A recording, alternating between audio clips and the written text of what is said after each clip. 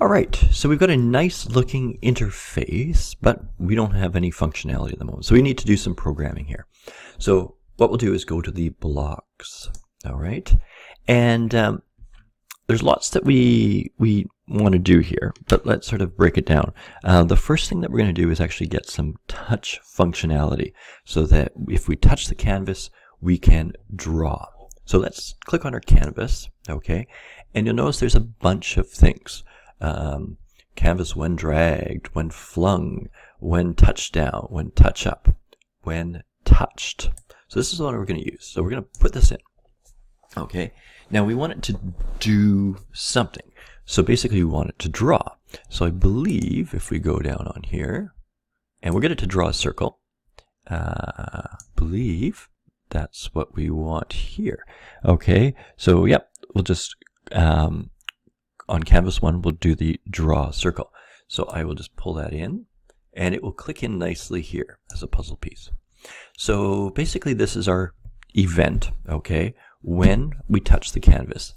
Now, this X and this Y, I'll explain in a second there, okay, so it takes those values and then what's it going to do? Well, it's going to, on the canvas, it is going to draw a circle. So there's a function that's predefined called a draw circle.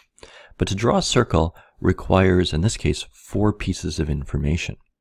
Okay? First thing it needs to know is where the center of the circle is. Makes sense? It needs to know where this, and to define the center, you need 2 values. You need an X value and a Y value.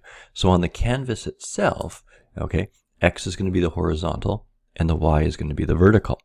And so in, I think we sort of went over there in the notes, that 0, 0 is here, and then X and Y is going to be, you know, as you move over, X gets larger, and as you move down, Y gets larger.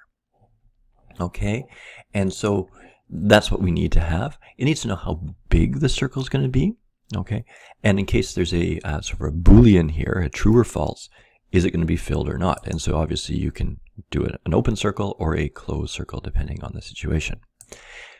Now, we could go ahead and put a value in for X and Y and for radius. Now, it might be fine for radius because that would give us a defined size. But what might be the issue if you predefined a X value and a Y value? Give you a second to think about that. So if you predefined a value for X and Y, then it would be, say, let's just put it right on poor Sophie's nose here, okay? Right on her nose. We've defined a value right here. So I don't know how far over it is. Maybe it's, you know, 200 over and 100 down, let's just say. Now, when I touch the screen, no matter where I touch it, it will automatically put the circle there. And that's not what we want. We don't want to, you know, touch the screen, say here, and then it draws a circle on our nose. We want to, if we touch the screen here, it draws the circle here. If we touch the screen here, it draws it here. And that's where these numbers come up here. We won't worry about the touched any sprite at the moment, okay? But this X value, when you touch, the function actually gathers that value of X. It remembers that value of X and remembers the value of Y. So what we want to do is, where it's going to draw it at X, we want it to be, whoops, get that thing to come up. We want to get that X value. So we want to draw it at that X value. Same thing on the Y. Okay, just a second. This thing's, there we go. We want it to get the Y value. Okay, so we'll automatically get the X and get the Y from where you've touched it. So this value here is not fixed. It's dependent upon your touch location. Now the radius itself, we need to put a value in there. And I think we used to be able to, no, I don't think we can just do that. We have to go to math and we just have to find some sort of value. There we are. Okay, and we're just going to put a number in. Now I think you can change the value up, but I think 5 would be okay. All right, so that should give you sort of a drawing functionality. And if you want to try that out now, you can see what happens. So that's great that we've got dots being drawn, but we want to also have it so that we can draw a line. So if we move our finger along the screen, then we've got sort of a continuous line being drawn. And we're going to basically do the same thing. I'm going to click back on Canvas, and there's this other one called Dragged, okay? And so we're going to bring this guy in. And so we've got two event handlers now. The when touched, it will draw a circle. When dragged, it will, what? We're going to draw a line here. So again, I have to go under Canvas and find that draw a line. Now, draw a line is a little bit different. Now, you can see that, I mean, for a circle, we had to have these guys here. This one has x1, y1, x2, y2.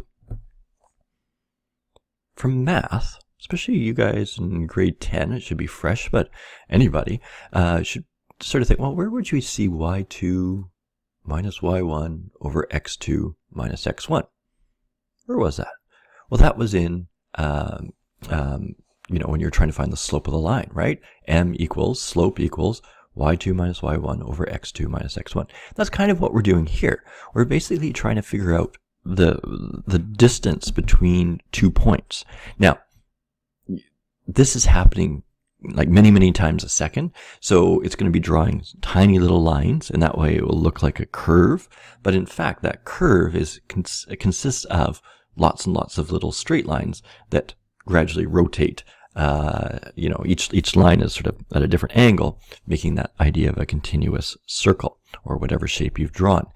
So you'll notice these that are brought in, and I don't think I called them by their proper name before, but these are the parameters. These are things that, like I said, are inputted into the function, okay, this event handler, and then we're able to use. And so what we want here is to know that you know, the line, we need to know where it started from and where it ends up. And so that's where this previous x and y and the current x and y are important. And so we'll just put them in. Previous x, oops, I always do that, is going to be get x, x1, right? This one, it's going to be the y1 is going to be the previous y. And then our y2s are going to be our current. Sorry, you can't click on it. There, x and y. All right. And that's all we really need to do. So you should be able to go in to your Paint app, okay, and try it out. And now you should be able to get a nice smooth line as you sort of drag your finger across the screen. Now, those of you that are using the emulator, I think you can just click and drag your mouse instead. All right. So that gives you an idea of what's going on here. We've got these two event handlers, one for touch, one for dragged, one drawing the circle based on the user's X and Y, so the location of their finger, and giving a certain size to it, and we're filling it. Okay. The other one, if you drag your finger, so if you move your finger across the screen, and that indicates that you know, your device can differentiate between those two. Okay, so as you drag it from one location to another location, then it connects a line. Okay, and like I said, this is happening at very small intervals. So, you know, if you draw a curve, it will make a curve. Okay, it won't make just a straight line between those 2 points. All right, so that's it for this video. You've got our basic drawing. You can draw a few little things on poor little Sophie there, and hopefully it's working for you.